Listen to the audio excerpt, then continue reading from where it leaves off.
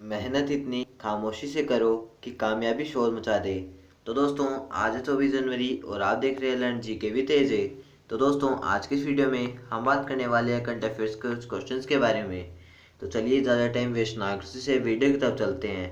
दोस्तों, आज की इस वीडियो में हम जिन भी क्वेश्चंस के बारे में बात करने वाले हैं उसे कॉम्पिटिशन एग्जाम के पॉइंट ऑफ व्यू से बहुत ही इंपॉर्टेंट क्वेश्चन हो सकते हैं, तो आप एक भी क्वेश्चन को मिस मत कीजिएगा।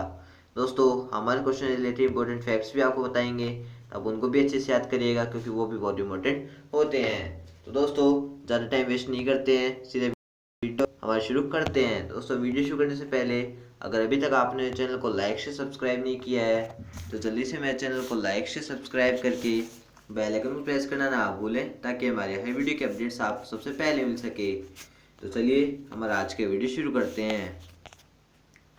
हमारा फर्स्ट क्वेश्चन है, साल्वेटर मुंडी किसके द्वारा 15वीं शताब्दी में बनाई गई दुनिया की सबसे महंगी पेंटिंग है? तो दोस्तों, साल्वेटर मुंडी लियोनार्डो दा विंची के द्वारा 15वीं शताब्दी में बनाई गई दुनिया की सबसे महंगी पेंटिंग है। तो हमारा सी ऑप्शन सही है।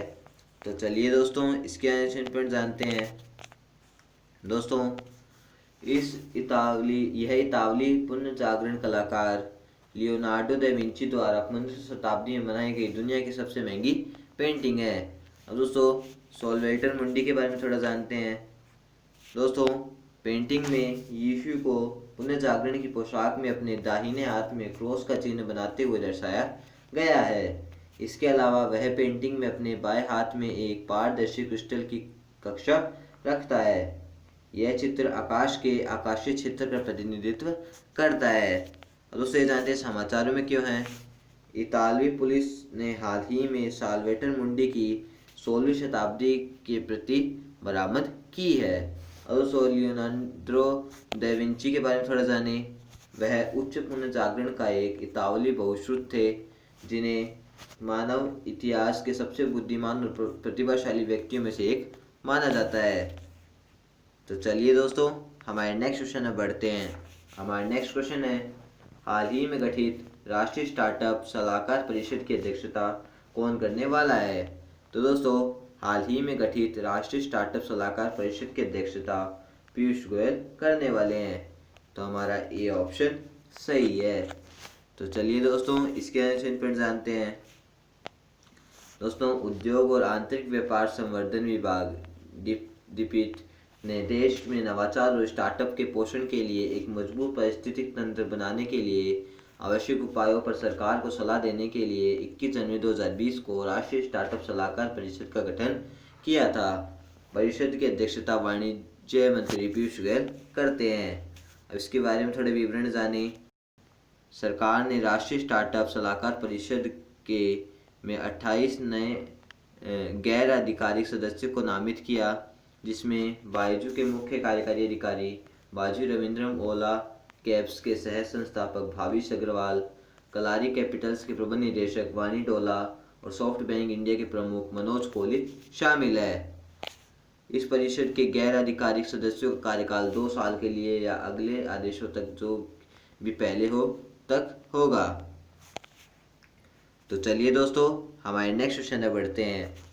हमारा नेक्स्ट क्वेश्चन है, ग्लोबल फायर पावर जीईपी की वार्षिक रक्षा समीक्षा के लिए वर्तमान में कितने देशों को शामिल किया गया है?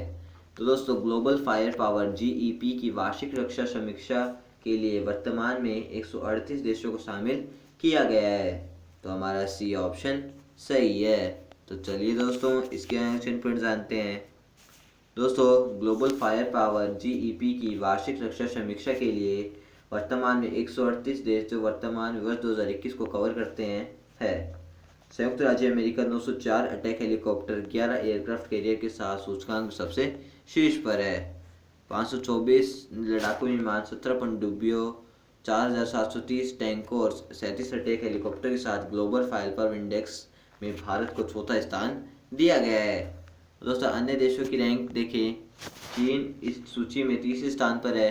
चीन के पास 1200 लड़ाकू विमान, 327 अटैक हेलीकॉप्टर और 79 पनडुब्बी है। जापान 2 हेलीकॉप्टर वाहक, 27 विध्वंसक के साथ ग्लोबल पावर इंडेक्स में 5वें स्थान पर था। तो चलिए दोस्तों, हमारे नेक्स्ट क्वेश्चन में बढ़ते हैं।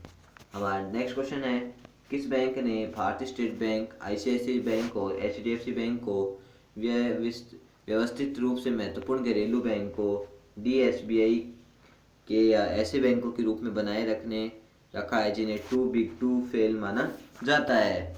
तो दोस्तों, आरबीआई बैंक ने इस भारतीय स्टेट बैंक, आईसीआईसीआई बैंक और एचडीएफसी बैंक को व्यवस्थित रूप से महत्वपूर्ण घरेलू बैंकों डीएसआईबी के या ऐसे बैंकों के रूप में बनाए रखा है जिन्हें टू बिग टू फेल माना जाता है। तो हमारा ए ऑप्शन सही है। तो चलिए दोस्तों, इसके आंसर पर जानते हैं। दोस्तों, भारतीय रिजर्व बैंक यानी आरबीआई ने भारतीय स्टेट बैंक, आईसीआईसीआई बैंक और एचडीएफसी बैंक को व्यवस्थित रूप से महत्वपूर्ण घरेलू बैंक डीएसआईबी के या ऐसे बैंकों के रूप में बनाए रखा जिन्हें टू बिग टू फेल माना जाता है। और दोस्तों, इसके बारे में विवरण लें। विश्लेषकों के अनुसार टू बिग टू फेल एक ऐसा बैंक या कंपनी का वर्णन करने के लिए उपयोग किए जाने वाला एक वाक्यांश है जो अर्थव्यवस्था में इतना उलझा हुआ है कि इसकी विफलता विपत्तिपूर्ण होगी। डीएसबीआई के लिए रिजर्व बैंक ने 2015 से शुरू होने वाले डीएसआईबी के रूप में नामित बैंकों के नामों का खुलासा करना होगा और इन बैंकों को उनके प्रणालीगत महत्व के स्कोर एसआईएस के आधार पर उपयुक्त बाल्टियों में रखना होगा। तो चलिए दोस्तों, हमारे नेक्स्ट क्वेश्चन में बढ़ते हैं। हमारा नेक्स्ट क्वेश्चन है, हाल ही में चर्चित लॉन्चर वन रॉकेट 2 चरणीय कक्षीय प्रक्षेपण यान जिसने किस वर्ष में परिचालक उड़ानों शुरू की है। तो दोस्तों, हाल ही में चर्चित लॉन्चर वन रॉकेट 2 चरणीय कक्षीय प्रक्षेपण यान दोस्तों इसे वर्ष 2021 में परिचालन उड़ानों में शुरू किया गया है। तो हमारा बी ऑप्शन सही है। तो चलिए दोस्तों, इसके आंसर पर जानते हैं। दोस्तों, लॉन्चर वन एक 2 चरणीय कक्षीय प्रक्षेपण यान है जिसे 2021 में परिचालन उड़ाने शुरू की। अब लॉन्चर वन के बारे में थोड़ा जाने।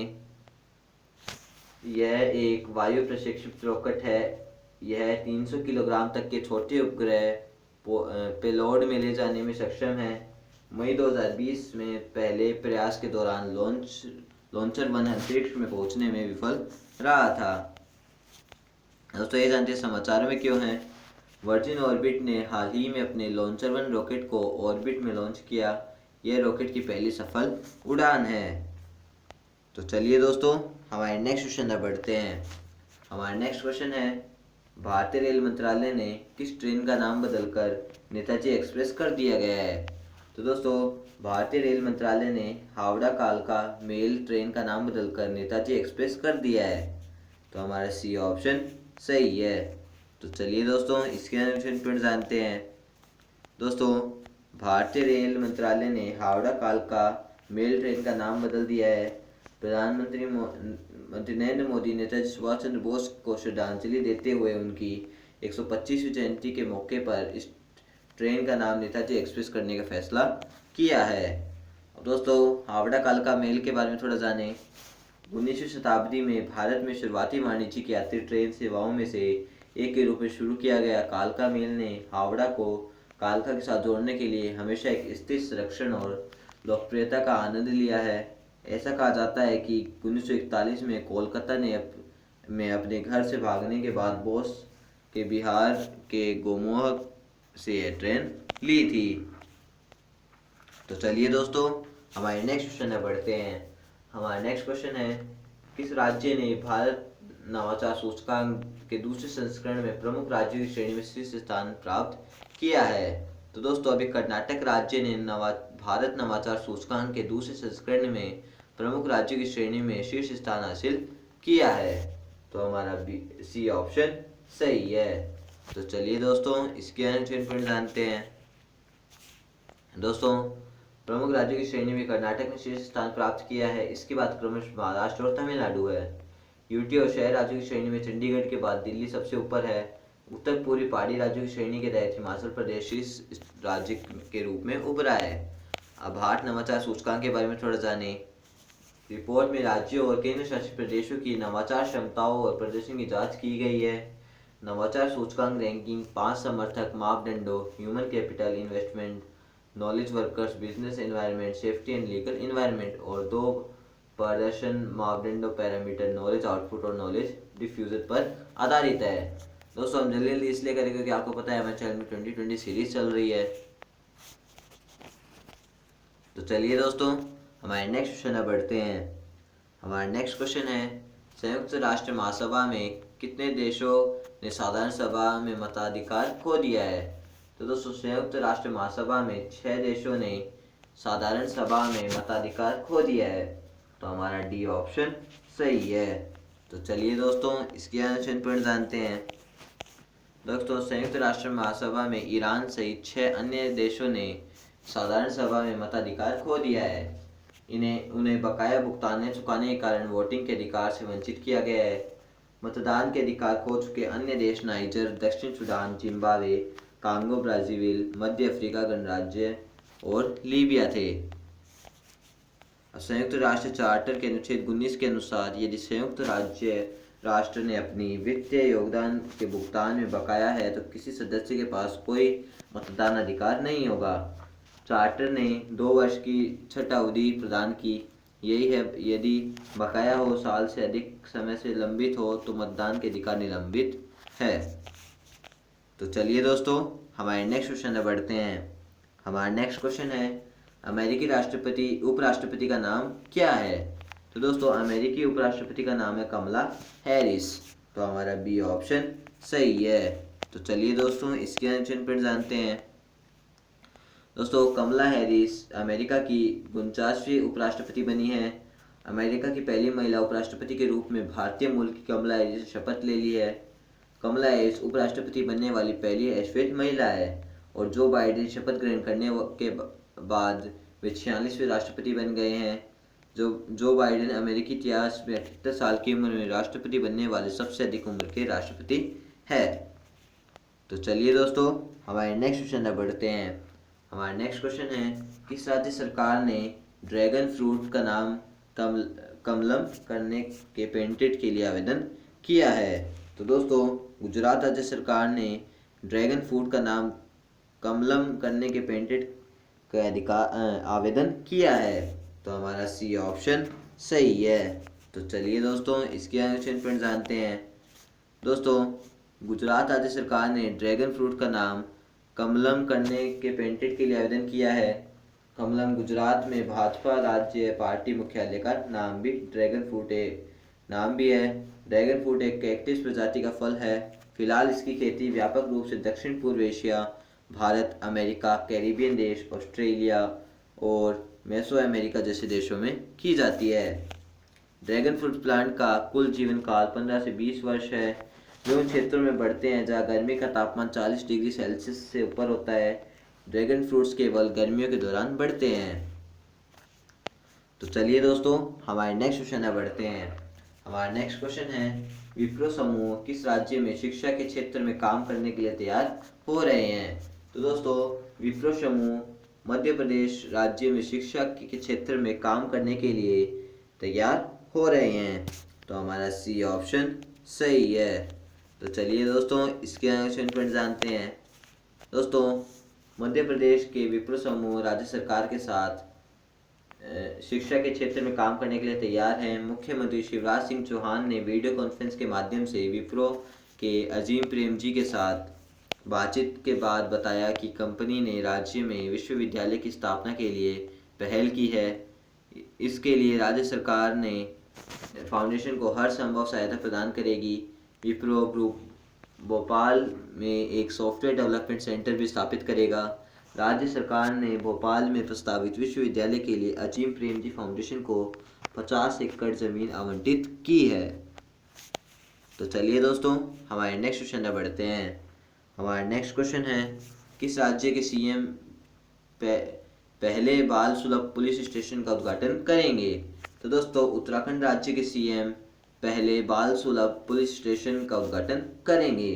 तो हमारा डी ऑप्शन सही है। तो चलिए दोस्तों इसके आंसर पर जानते हैं। दोस्तों उत्तराखंड के मुख्यमंत्री त्रिवेंद्र सिंह रावत उत्तराखंड के पहले बाल सुलभ पुलिस स्टेशन का उद्घाटन करेंगे। जिसका उद्देश्य अपराधों से जुड़े बच्चों को एक अनुकूल वातावरण प्रदान करना है। उत्तराखंड की बाल संरक्षण समिति की सिफारिश पर लगभग 5 लाख रुपए के बजट के साथ डालनवाला पुलिस स्टेशन में बाल सुलभ पुलिस इकाई की स्थापना की गई है। तो चलिए दोस्तों, हमारे नेक्स्ट क्वेश्चन में बढ़ते हैं। हमारा नेक्स्ट क्वेश्चन है, सीएम ठाकुर ने किस राज्य का पहला ऑनलाइन युवा रेडियो स्टेशन शुरू किया है? तो दोस्तों, सीएम ठाकुर ने हिमाचल प्रदेश राज्य का पहला ऑनलाइन युवा रेडियो स्टेशन शुरू किया है। तो हमारा बी ऑप्शन सही है। तो चलिए दोस्तों, इसके आंसर पर जानते हैं। दोस्तों, मुख्यमंत्री जयराम ठाकुर ने हिमाचल प्रदेश का पहला ऑनलाइन युवा radio station radio hills Youngistan का दिल लॉन्च किया है। मुख्यमंत्री ने युवा उद्यमियों के प्रयासों की सराहना की। इस अवसर पर ऑनलाइन रेडियो के डेवलपर करण और रेडियो चौकी पलक, राहुल और निधि भी उपस्थित थे। ऑनलाइन रेडियो राज्य की संस्कृति और परंपराओं को बढ़ावा देने के लिए एक लंबा रास्ता तय करेगा। इसके अलावा युवाओं को अपनी प्रतिभा का प्रदर्शन करने का अवसर प्रदान करेगा। ऑनलाइन रेडियो के संस्थापक दीपिका और सौरभ है। तो चलिए दोस्तों, हमारे नेक्स्ट क्वेश्चन में बढ़ते हैं।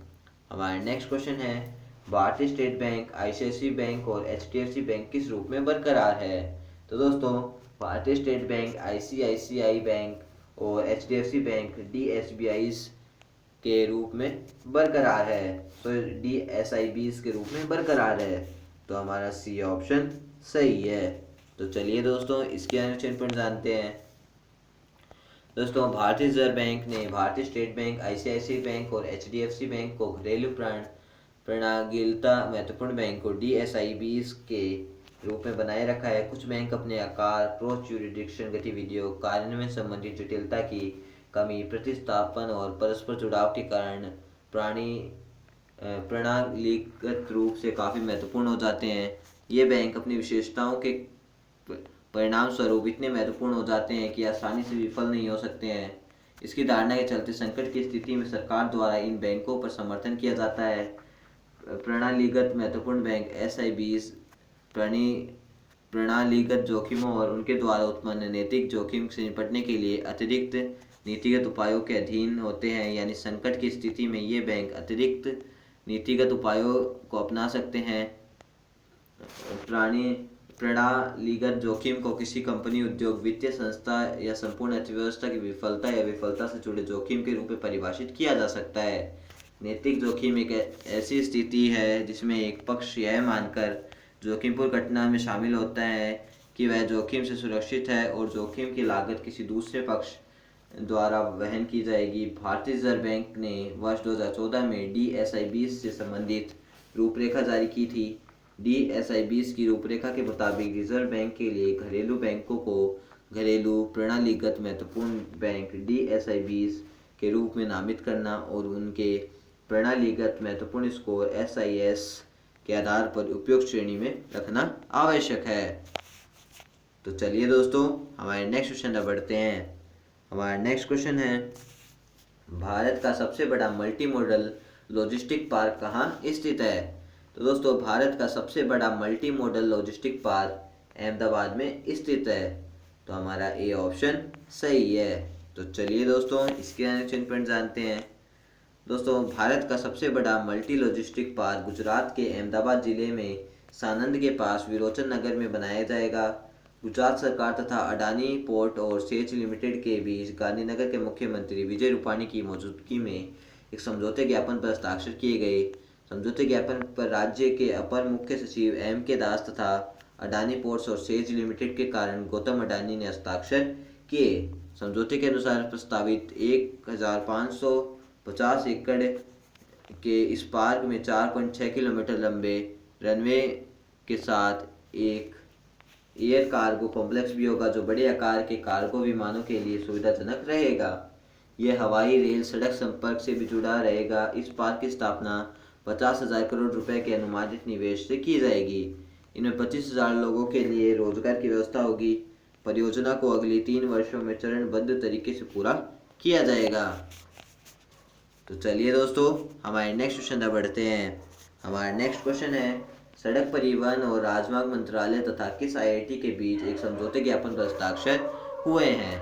तो दोस्तों, सड़क परिवहन और राजमार्ग मंत्रालय तथा IIT रुड़की के बीच एक समझौते ज्ञापन पर हस्ताक्षर हुए हैं? तो हमारा सी ऑप्शन सही है।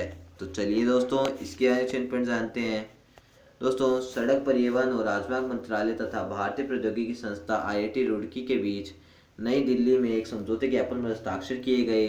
समझौता ज्ञापन में सड़क परिवहन और राजमार्ग के क्षेत्र में अनुसंधान और विकास, शिक्षण तथा प्रशिक्षण पर ध्यान केंद्रित करने पर बल दिया गया है।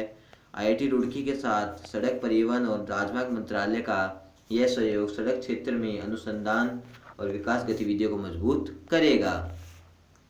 तो चलिए दोस्तों हमारे नेक्स्ट क्वेश्चन तक बढ़ते हैं।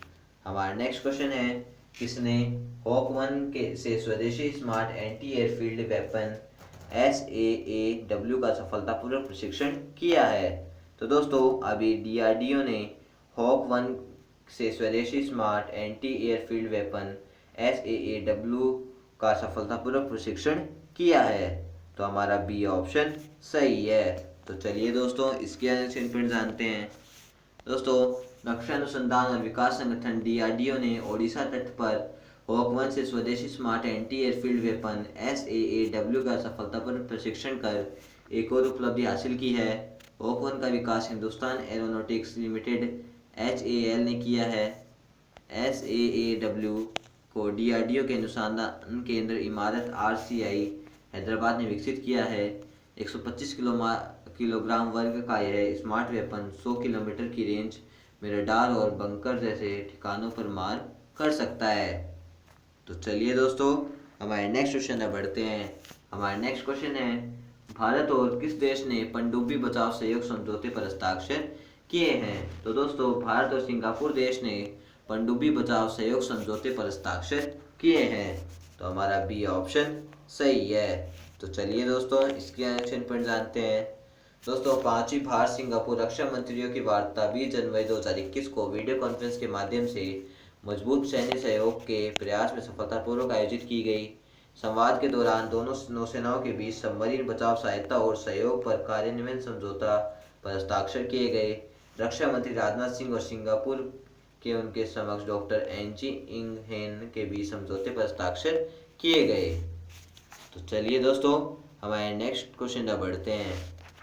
हमारा नेक्स्ट क्वेश्चन है, सुंदरम फाइनेंस ने किस को MD के रूप में नामित किया है?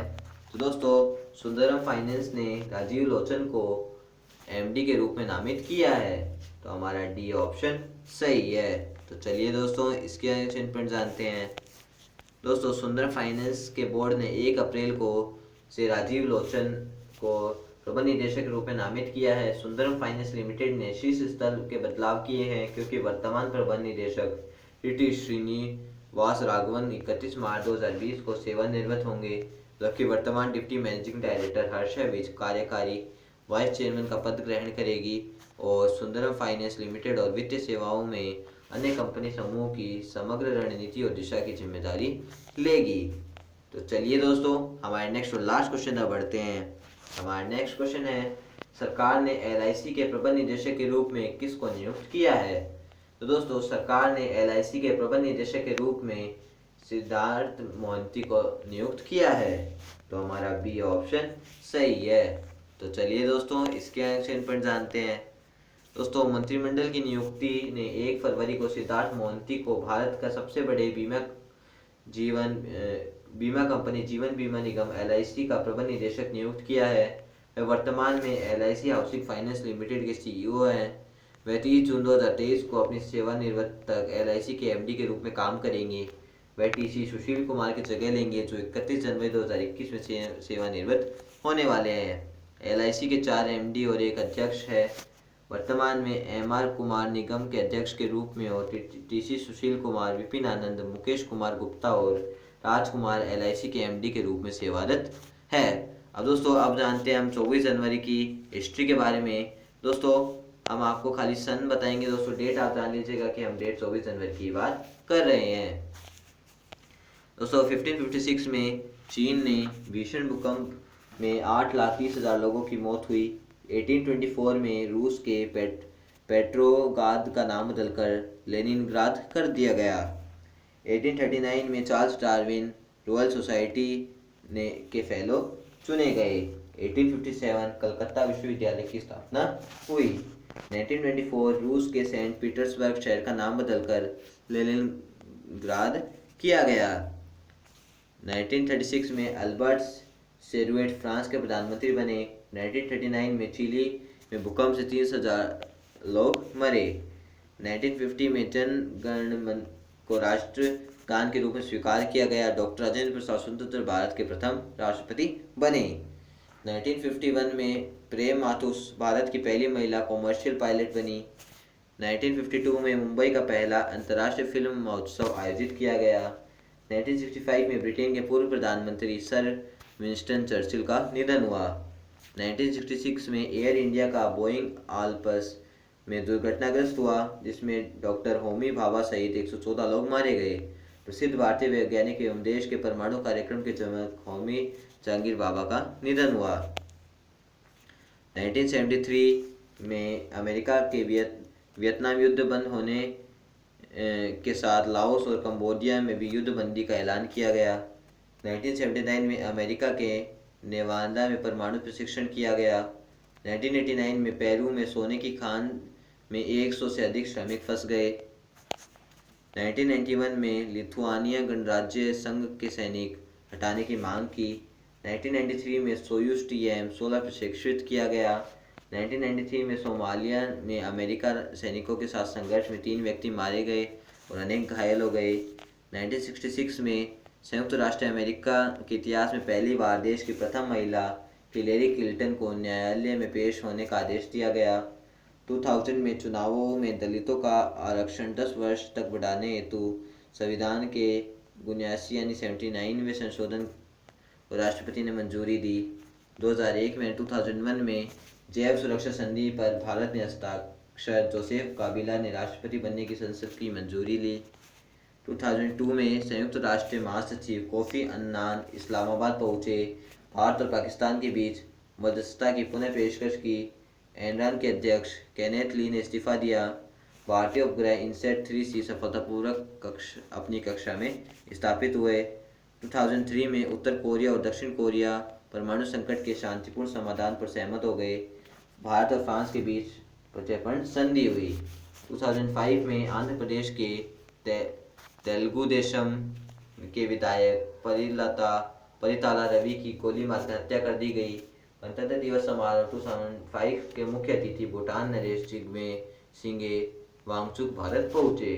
2006 में कुवैत की संसद ने बीमार अमीर शासक को हटाया। 2007 में रूस एवं भारत के बीच एम्प्टी रिएक्टर बनाने हेतु समझौता हुआ। 2008 में उत्तर प्रदेश के सैनिटेशन पॉलिसी के लिए टास्क फोर्स गठित हुई। पूर्व थल सेना अध्यक्ष JJ सिंह को अरुणाचल प्रदेश का राज्यपाल बनाया गया। अफगानिस्तान की एक अदालत ने एक पत्रकार को इस्लाम का अपमान करने के मामले में सजाए मौत की सजा सुनाई। पाकिस्तान सेना ने दक्षिण वजीरिस्तान में अफगान सीमा के निकट आतंकवादियों के साथ भीषण संघर्ष में 3 इलाकों को मुक्त कराया।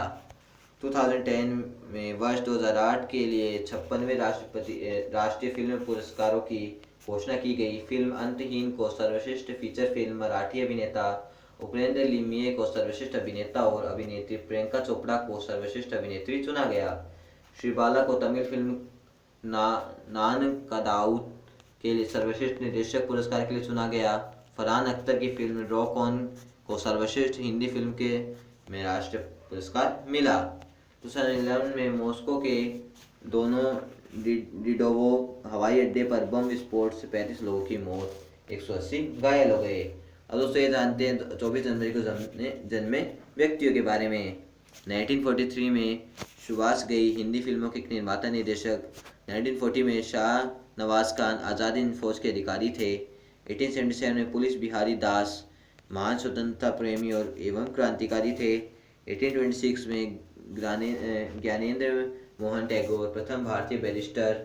1924 में कर्पूरी ठाकुर स्वतंत्रता सेनानी एवं बिहार के पूर्व मुख्यमंत्री।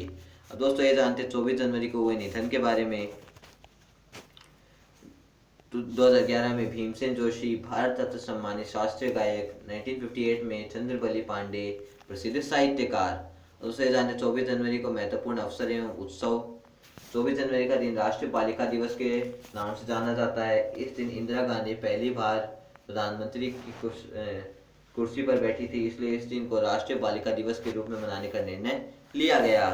तो दोस्तों, हमारा आज का वीडियो यहीं खत्म होता है। आपको वीडियो कैसा लगा? अगर अच्छा लगा तो हमारे वीडियो को लाइक से सब्सक्राइब करके बेल आइकन को प्रेस करना ना भूलें, ताकि हमारे हर वीडियो के अपडेट्स आपको सबसे पहले मिल सके। तो दोस्तों, लास्ट में इतने का ऐसा तो अगर आप में से किसी को भी सोलर पावर प्लांट के रिगार्डिंग कुछ भी क्वेरी हो, या आपको अपने घर, school, college, hospitals, factories, industries या कहीं पे भी सोलर पावर प्लांट लगवाना हो, तो आप स्क्रीन पे दिए फ़ोन नंबर पे कॉल कर सकते हैं। दोस्तों, आप हमें ईमेल भी कर सकते हैं, और आपको हमने हमारी वेबसाइट की लिंक भी दे दी है, जहाँ पे जाके आप हमारे बारे में और भी जान सकते हैं। तो दोस्तों, मिलते हैं नेक्स्ट वीडियो में। तब तक के लिए जय हिंद, जय भारत।